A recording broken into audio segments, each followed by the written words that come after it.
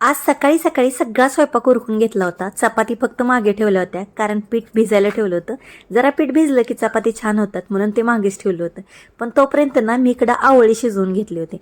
गावाकडून येताना भरपूर आवळे आणले होते.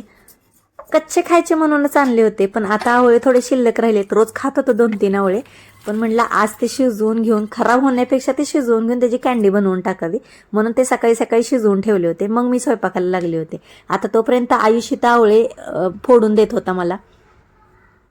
आता त्याला पॉपकॉर्न पण खायचे होते म्हणून पॉपकॉर्न बनवले त्याच्यासाठी आणि आम्ही दोघं जण मिळून आवळे सोलून घेतले, म्हणजे बिया बाजूला काढून घेतल्या. आता एक गृहिणी असणं म्हणजे फक्त स्वयंपाक करणं नाही, तर आपलं घरात काही वाया जाणार नाही ह्याची काळजी आपण नेहमीच घेत असतो. आणि तसंच काहीच हे आवळे खराब होऊन जातील, वाया जातील म्हणून हा घाट घातला होता मी.